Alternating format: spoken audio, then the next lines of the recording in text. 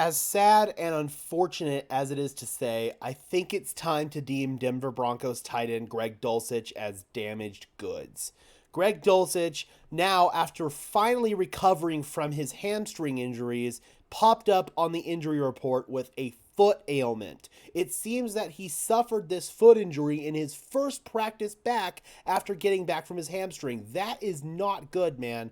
Greg Dulcich has been ruled out for the matchup in Week 15 against the Detroit Lions, and Lucas Kroll was actually promoted from the practice squad, so that could signify that Greg Dulcich's injury is more long-term. If he goes on IR once again, he cannot come back since he's already gone on IR twice. So, if he has to go on injured reserve again, Greg Dulcich will officially be out for the season, Broncos country. It's time to officially deem Greg Dulcich as damaged goods as far as I'm concerned. If you come over here and take a look at this man's injury history courtesy of the fantasy doctors, and this is only in the NFL, this isn't even college or high school, he has missed 21 games in his NFL career with hamstring injuries. In 2021 in training camp, suffered a grade 2 hamstring strain, missed the first 5 games of the regular season, didn't return until week 6, and then he re-injured that hamstring. It was only a grade 1 that time,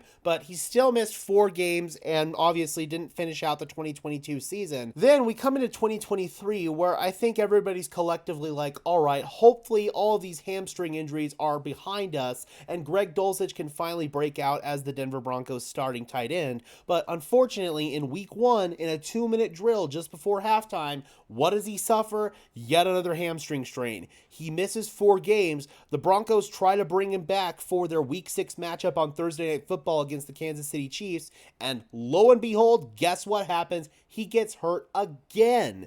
And he has to miss yet another 8 games. And in his first practice back, he ends up injuring his foot.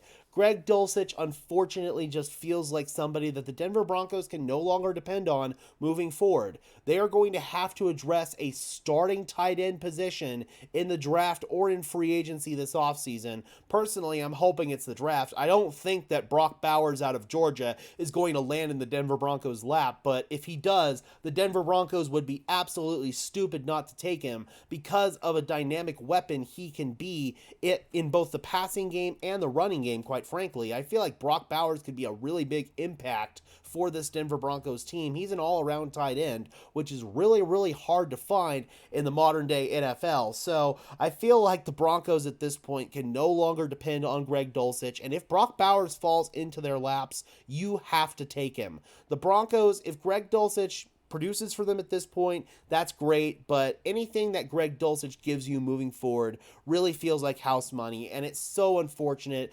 considering the investment that the Broncos made in Dulcich last year, drafting him so high. I personally really like Jelani Woods, the tight end out of Virginia last year, coming out of the draft. I personally would have gone in that direction, even though Woods' career has kind of fizzled the same way that Greg Dulcich's has, unfortunately, but 21 games missed is somebody that you just cannot depend on, and it really reminds you a lot of Jake Butt. Obviously, he was one of the highest touted draft prospects in his year coming out. I believe it was 2017, and he tore his ACL in the Orange Bowl for Michigan that year. It was so unfortunate. He shouldn't have even been playing in that game, quite frankly, and it just completely derailed his entire NFL career. He suffered yet another ACL tear and then soft tissue injuries, and unfortunately for Jake, the injuries just completely just took their toll and deteriorated him. He ended up retiring. Thankfully for him, he's found a new career in media. I'm hoping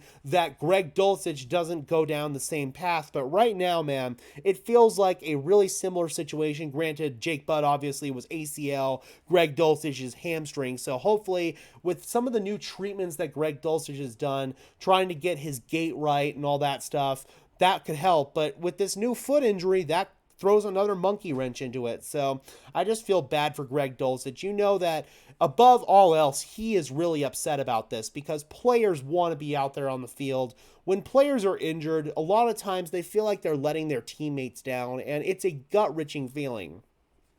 Anytime you see a player on a cart crying, it's not because they're in physical pain. I mean, these guys are warriors. They do a really good job of disguising that they're in physical pain, but when it comes to just the mental anguish and frustration of feeling like you're letting your teammates down, or feeling like you're just everything you put your blood, sweat, and tears into has gone away, I just really feel for Greg Dulcich, because emotionally, after just getting back and getting injured in the first freaking practice, that this had to emotionally rip him to shreds. I'm hoping that he can stay resilient throughout the course of this whole mess, and I'm hoping the Denver Broncos at some point can get some high-level production out of Greg Dulcich. Maybe this foot injury is minor. I don't know. Sean Payton is a coach that does not talk about injuries, so we don't know if this is a minor injury or a major injury when it comes to Greg Dulcich's foot. The fact that the Denver Broncos brought up Lucas Kroll